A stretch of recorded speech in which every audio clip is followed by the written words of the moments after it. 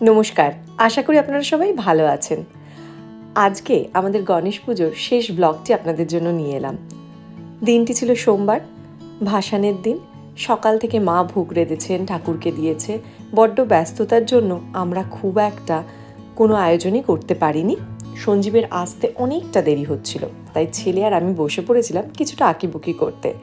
তারপর সন্ধেবেলা ঠাকুরের কাছে প্রদীপ জ্বালিয়ে ঠাকুরকে ফল প্রসাদ নিবেদন করে একটুখানি আরতি করে ঠাকুরকে ভাসান দেওয়ার পালা ছিল। মনটা বেশ ভার হয়েছিল জানেন।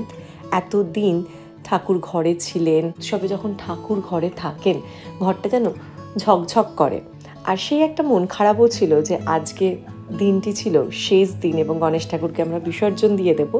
তো সঞ্জীব অফিস থেকে ফেরার পথে গণেশ ঠাকুরকে ভাসান দেওয়ার জন্য আমি একটা পট আনতে বলেছিলাম, পট পাইনি, তাই এই বাচ্চাদের চানের এই টাপটাই এনেছিল। তো আমাদের ইচ্ছা ছিল এটাকেই সুন্দর করে সাজিয়ে ভাসান দেবো, কিন্তু সে ঘটলো এক আলাদাই কাণ্ড। ঠাকুর ভাসান দেওয়ার আগে আমরা সন্ধেবেলা ফল প্রসাদ দিয়েছি, আরতি করেছি, একটু গান বাজনা করেছি। তারপরই শুরু হলো আমার ছেলের কান্না।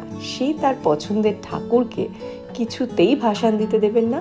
গণেশ তো ওর ফ্রেন্ডকে কি কেউ ভাসান দেয়? ওর এই ছোট্ট মনের দুঃখ বা আন্তরিকতাটা সত্যি আমাদের কাছেও অনেকটা দামি ছিল, তাই আমরাও ঠাকুরকে আর ভাসান দিতে পারিনি। শেষমেশ বাড়িতে রেখেই দিলাম ওর কথা মেনে। তবে ওর এই ছোট বয়সের আবেগে ভেসে যাওয়াটা আমাদের কাছে সারা জীবন থেকে যাবে। খুব একটা প্ল্যান করে ভিডিও করিনি, পুরোটাই মোবাইলটা একটা স্ট্যান্ডে বসানো ছিল, পরে দেখলাম পুরোটাই ভিডিও হয়ে রয়েছে, তাই ভাবলাম সেটা আপনাদের সাথেও শেয়ার করি। আর ও যখন বড় হবে ওকে দেখাবো যেমনভাবে ও আবেগপ্রবণ হয়ে উঠেছিল ওর গণেশ ঠাকুরের জন্য। ওর কাছে কিন্তু ওর গণেশ ঠাকুর বন্ধু, আর সেই বন্ধুকেও কিছুতেই জলে ফেলে দিতে দেবে না। তাই আমাদেরও ভাসান দেওয়া আর হলো না। গণেশ ঠাকুর থেকেই গেলেন আমাদের বাড়িতে।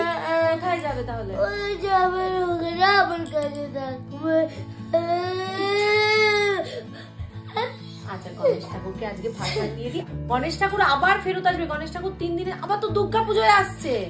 দুর্গা মায়ের সাথেও তো আসবে, বাবা মায়ের সাথে। দুঃখ হচ্ছে না? ওকে এখন পাঠাতেই হবে আমাদের।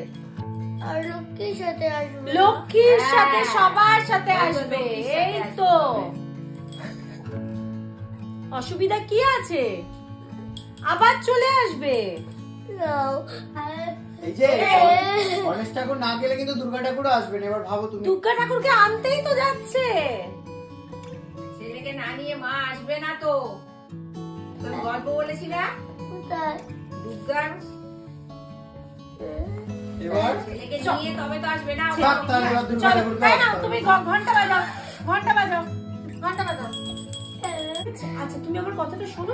আচ্ছা, তুমি ধরো ধরে নাও। তুই দিবি, চ তুই ভাষণ দিবি, চ তুই বিসর্জন দিবি, চ। I want him not to go.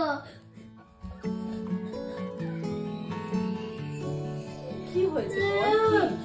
তুই চাইছিস না এবার দুর্গা পুজো হোক?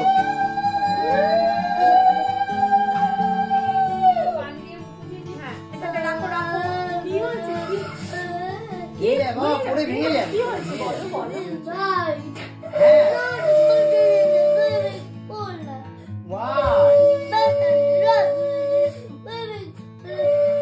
আচ্ছা, তুমি আমার কোলে আসো, আসো এখানে দাঁড়াও। ভেঙে যাবে বাবা, বাবা পড়ে যাবে।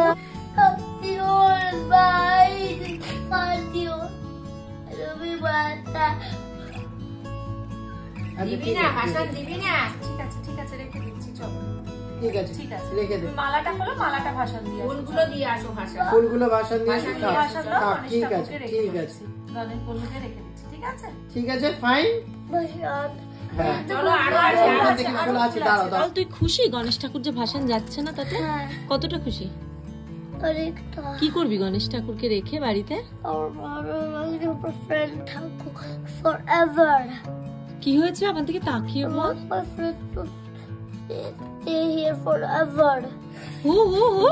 আমার বন্ধু। আশা করি আমাদের ব্লগগুলি আপনাদের ভালো লাগছে। ভালো লাগলে একটু লাইক করবেন, কমেন্ট করবেন আর শেয়ার করবেন। ভালো থাকবেন। দেখা হবে পরের কোনো ব্লগে। টাটা।